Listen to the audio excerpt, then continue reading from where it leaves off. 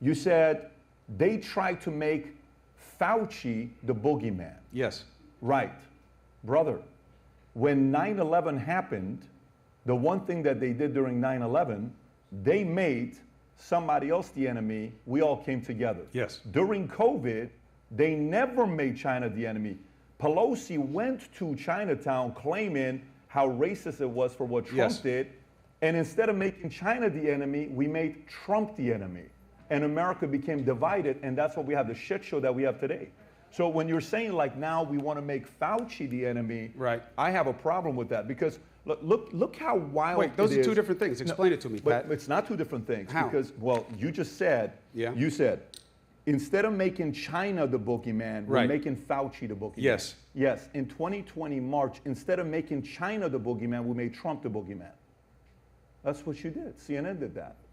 No, that's not what I did. So CNN didn't make Trump the boogeyman. Trump has always been the boogeyman for most of the media. Right, but it wasn't about COVID. Well, I'm just telling you, it wasn't about COVID. Well, he certainly actually was the got kind of a boogeyman. pass. Yes, he was the boogeyman far before COVID. Sure, when you guys were repeating mindlessly every day that there was some giant conspiracy with Trump and Russia, and leading the entire country to believe that our election had been stolen by a hostile foreign power, and that Vladimir Putin had, and once again, like we won't get out of you tonight, not one apology from anyone at CNN when it turns out there was zero evidence that that was true. And you could say we just guessed right, but all of us who were paying attention knew from the very beginning that this was totally made up. And of all the things you could say about Donald Trump. How could you have known right from the very beginning that it was totally made up? Because it was the most absurd claim ever. That when the CIA comes out and says, Vladimir Putin has overthrown our elections and installed Donald Trump in there and presents zero evidence to back it up.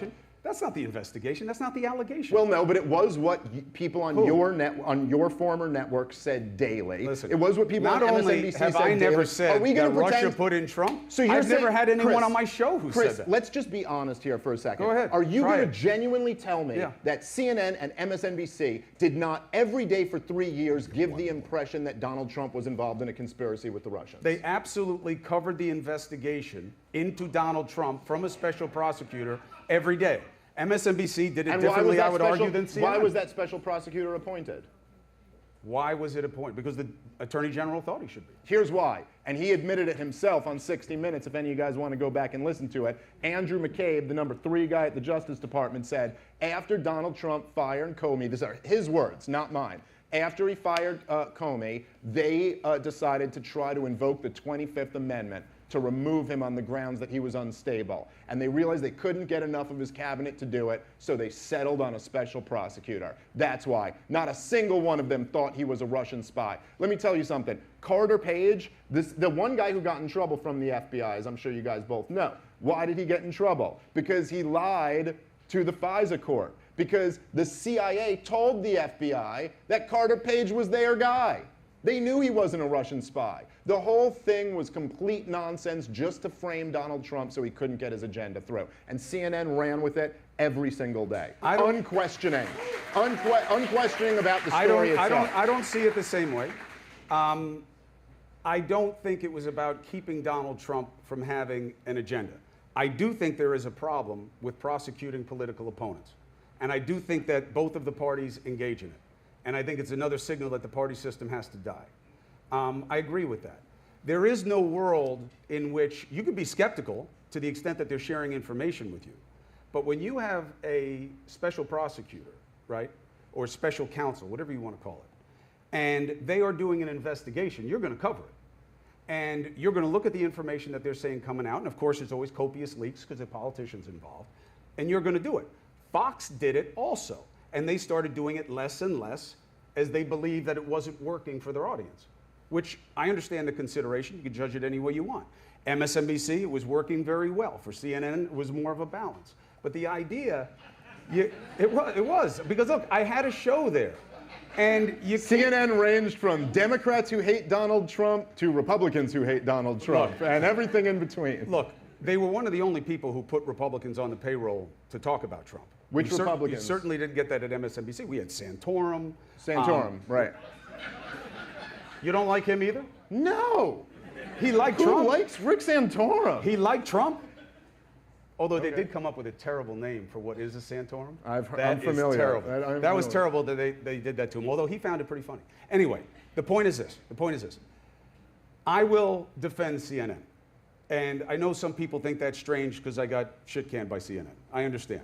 I don't see it that way. I definitely got fired, but that doesn't mean I'm going to blame CNN. I'll defend it. However, it is not fair to make me own everything that CNN does, because I don't control anything but my show. Okay, fair enough. So that's fair. I'm also being critical of CNN here, but I will say, disclaimer for the rest of the show, anything I criticize CNN, that's true. You don't own the entire network. You only own your portion of it. So let me ask you. I couldn't have that much power. I got fired. Fair enough. Okay, so let me ask you about what you do own, and in the spirit of we're being honest here, and our currency is the truth.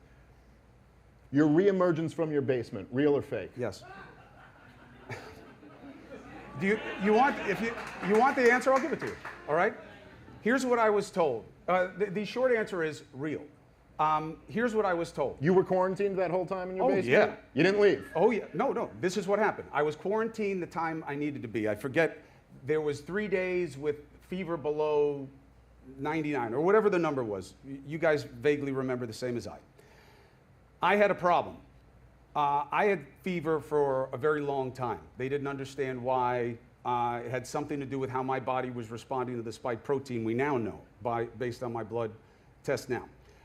I got to that point of being allowed to leave, but I still had fever because my natural body temperature is not 98.6, it's 97.6. So for me, being just under 100 or whatever the level was, I forgot. Rob, they can find out what the level was. I had it, but I didn't feel comfortable because I still felt sick. And at the time, the biggest names in our government who I was in contact with couldn't tell me what was the safest thing to do because I was afraid to get in my family. So what they said was, do it in stages. So I would kind of come upstairs with the N95 on, and I would try to get some energy, walk up and down the stairs. Then it was, I'm going to come upstairs. The house was, because my wife was taking care of everybody because everybody was getting sick. And I would do a little bit of cleaning, come back down. Still wasn't living upstairs. Then I would come up, I'd start cooking because my wife got sick from me. That's a great thing to have over your spouse, by the way. So I then started coming up more. And I phased up and in. Our youngest, when I was coming up, finally I could move upstairs. Everybody was good with it. Christina had gotten sick. Mario had gotten sick. The other two hadn't. It had been about 10 days past when I was supposedly allowed to come up. But again, I still felt like shit, and I knew that I had a fever. I didn't have a fever by their definition, but I had a fever. So then when it was finally over, they took the picture of me coming upstairs. There was so much appetite to take me down that was seized on, as it was that I wasn't quarantining because I was seen in Southampton driving around with my family. No, I wasn't. I was seen in my own backyard in East Hampton. And a guy drove into my backyard and saw me there and came walking over and said terrible things to my wife and kids and then sued me for it. So that's what happened. But so wait, hold on. I'm sorry. I'm confused because that was such a long answer for such a short question. I quarantined in the basement. The picture that you saw. But you were outside with your family in the middle of it. No, not in the middle. It was after the period where they said I could come out, but I didn't feel right about it, so I was doing it in phases. And the photo was from when, that's it. I'm not staying in the basement anymore. I can be back up. I can sleep in my room. I can do everything normally. So that was, you're telling me that that guy, his Rob, what is that? What is that picture? That's me coming out of the basement. This was after this, his confrontation with you? Yeah. Okay. Yeah. And look, the confrontation, again, look, you and I live in different media realities, okay? There is a currency to taking people down in the media, okay? I mean, podcasts aren't strangers to that either, certainly the skank one, but it's a different reality for us, okay? They want to take you down. And during COVID, people were pissed off about what was going on. I was one of the people who they blamed. and they would come after me. Well, I had people come after me for not wearing a mask when I took a job. Well, listen, I mean, yeah, because you were a part of this corporate media apparatus that was shaming everyone who wasn't wearing masks outside, even though it was completely anti-science, rooted in nothing but pseudoscience. And might the reason be that so many people were angry at you guys? Because this is always one of the things that's been really fascinating to me. And I worked for CNN, or I worked for Turner for about a year. This is before COVID. It was in 2017. But it was always really fascinating to me to get a sense of the culture in that building. And, you know, by the way, before COVID, trust in media had evaporated and reached all-time lows. After COVID, the corporate media will never recover. I mean, they are done. And it was always interesting to see how people at CNN would grapple with that. I mean, when Jim Acosta was sent out to Trump rallies and they'd be screaming, CNN sucks. And then there'd be these segments on CNN about what a hostile environment it was for Acosta, you know, and this poor guy. And then every week, Brian Stelter would have a different show about why no one trusts the media anymore. And the report would always be, we're doing a great job. It's just this misinformation online. It's just Trump. It's just everyone else. And no one in the corporate media world, because they're insulated in such a bubble, seems to be capable of recognizing that the reason is you. You don't think it's you. You don't think That's there's why. Misinformation? Yes, there isn't misinformation, and you are one of the biggest purveyors of it. How? That's the issue.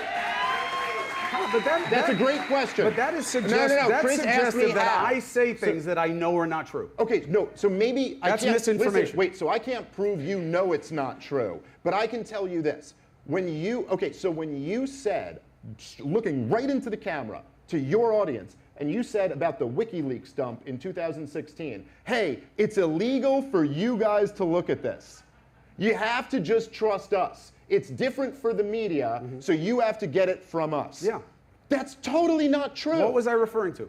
The Wikileaks dump. No, but why was I saying that? I don't know, it's completely untrue. Under the Espionage Act, we didn't know at the time what would happen if things were deemed classified and you cached them from online.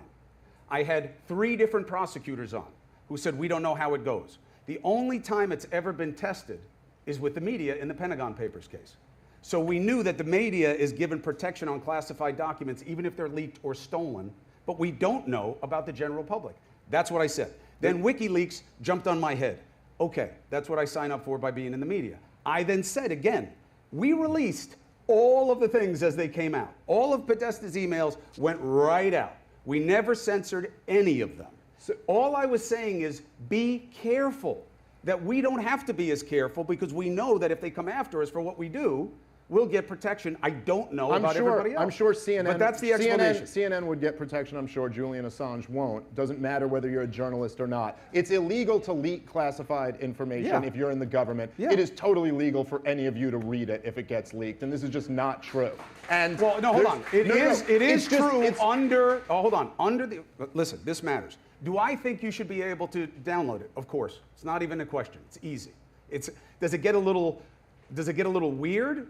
Yeah, it gets a little weird because are we encouraging people to steal things and do things? No, I don't think so. But if it happens, I think you should be able to get it. If it's available, you should be able to get it. Is that a little sticky legally? Maybe. The Espionage Act is not that clear about it. That was my concern. It wasn't listen to me and nobody else.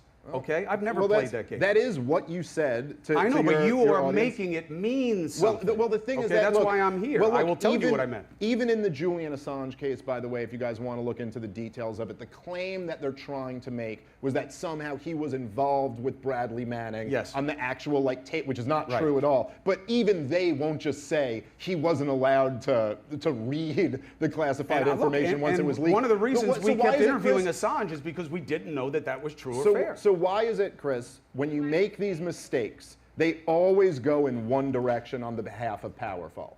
Like, you never seem to make these mistakes where it's just like, oh, by the way, guys, we don't know about this vaccine. That never came out of your mouth. Listen, when you were smearing everybody like me and my family who wasn't taking it. For what? Here, again, at the beginning of the pandemic, okay, they came up with this vaccine during the Trump administration to flatten the curve with the most vulnerable people and to stop what was happening in the healthcare system. And everybody remembers this. You can laugh and you can have fun with it because it suits your politics. But there was panic. There were bodies in trailers all over the place. Oh, come on. You're talking listen, by late 2020? No. I'm talking in the heat of it, when they wanted this vaccine, when Trump was getting all this praise for making it happen, which I believe he deserved. So that's what they wanted to do. The vaccine, with the first 2 iterations of the virus, absolutely accomplished what they wanted it to. You can go online, you will not find anything that will tell you otherwise. If you're watching this, the way you get to vote for today's debate so far, because we got a bunch of other issues we got to talk about right now with Trump, convicted felon, migration, dual citizenship. I'm not done. We're just getting started right now. You get to vote by sending a Manect to Dave Smith and to Chris Cuomo, if you can put their Manect up. Ask him any questions, anything you agreed with, disagreed with, papers, articles, whatever it is. This is the way to get connected with them. They're both on Manect, and they actually get back to people very quickly. So if you like this clip and you want to watch another one, click right here. And if you want to watch the entire podcast, click right here.